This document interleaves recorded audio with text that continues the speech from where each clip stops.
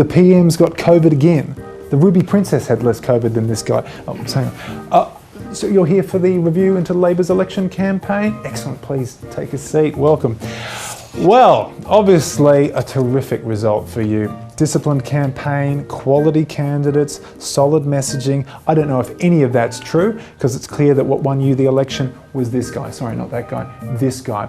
Our review has concluded that Scott Morrison's unpopularity was the single most significant factor in Labor's victory. So at the risk of paraphrasing a breakup, we've concluded it's not you, it's him. Your victory was more like jazz. It's the notes you weren't playing, specifically the notes you weren't playing on the ukulele. Because you see, we ran the numbers and it confirms that it doesn't matter who Labor ran, they would have won anyway. I'll show you what I mean. This is Scott Morrison versus that crypto guy. This is Scott Morrison versus post-slap Will Smith.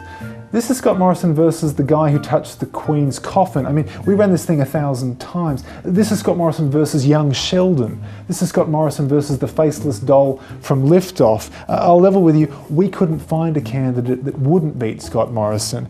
But despite having an opponent who was basically one onion away from becoming Tony Abbott, you should be concerned that Labor's primary vote was the lowest result since 1934.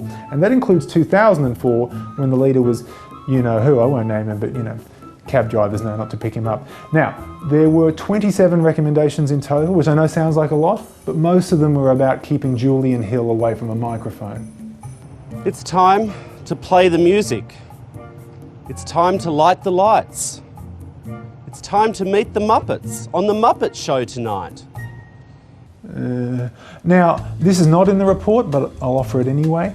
Under the parliamentary giving tree for needy kids, your charities minister, Andrew Lee, donated a cheese board with gold-plated handles. Now, maybe needy kids need a cheese board with gold-plated handles, but our polling shows that kids mostly like cheese in the shape of a stick that can be peeled as string, okay?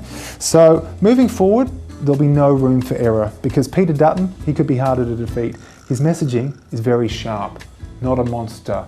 Big tick there. And his photos are getting better too. This is from 2016. This is from 2022. There's a clear trajectory here. He's coming out of the dark and he's hungry. So you can't be complacent, because latest polling has him at 19%. You know what? Don't worry about it. You're doing just fine. I'll see you around.